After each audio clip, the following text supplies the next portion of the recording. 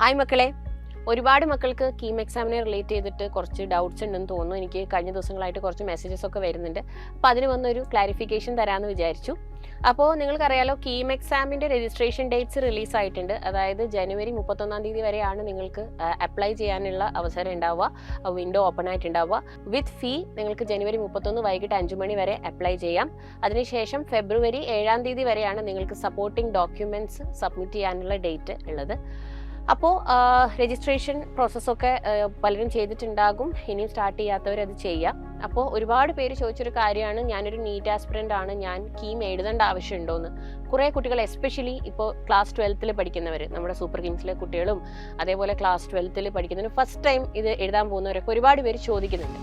അപ്പോൾ നിങ്ങൾ കേരളത്തിൽ ആണ് മെഡിക്കൽ ആൻഡ് അലൈഡ് കോഴ്സസിന് അഡ്മിഷൻ നോക്കുന്നതെങ്കിൽ, അതായത് MBBS and other allied courses എന്ന് പറയുമ്പോൾ അതിൽ അഗ്രികൾച്ചർ, ഈ കോഴ്സസ് ഒക്കെ വരും, അതിലാണ് അഡ്മിഷൻ നോക്കുന്നതെങ്കിൽ നിങ്ങൾ നിർബന്ധമായും കീം എക്സാമിന് രജിസ്റ്റർ ചെയ്തിട്ടുണ്ടാവണം. കീം എക്സാം എഴുതേണ്ട, രജിസ്റ്റർ ചെയ്തിട്ടുണ്ടാവണം.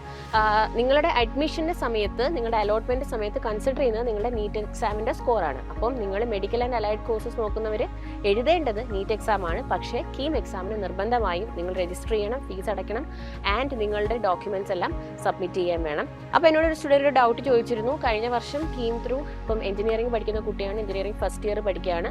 അപ്പോൾ ഈ വർഷം ആ കുട്ടി മെഡിക്കലാണ് നോക്കുന്നത്.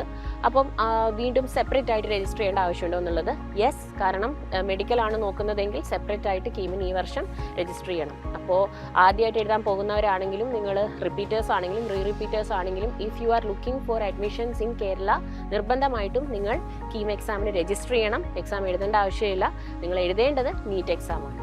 അപ്പോൾ ഇതിൽ എല്ലാവർക്കും ഒരു ക്ലാരിറ്റി കിട്ടിയെന്ന് വിചാരിക്കുന്നു. ആപ്ലിക്കേഷൻ പ്രോസസ്സിൻ്റെ ഡീറ്റെയിൽസും ഡോക്യുമെൻറ്റ്സ് റിക്വയർഡും ഒക്കെ നമ്മൾ ഡീറ്റെയിൽഡ് വീഡിയോ കീം ചാനലിൽ ഉണ്ട്, അപ്പോൾ നിങ്ങളത് കാണുക. അപ്പോൾ ഈ കാര്യത്തിൽ എല്ലാവർക്കും ക്ലാരിറ്റി കിട്ടിയെന്ന് വിചാരിക്കുന്നു. ഇനി ഇത് ആലോചിച്ച് നിങ്ങൾ ഇതിനെക്കുറിച്ച് അന്വേഷിച്ച് നിങ്ങളുടെ സമയം കളയരുത്.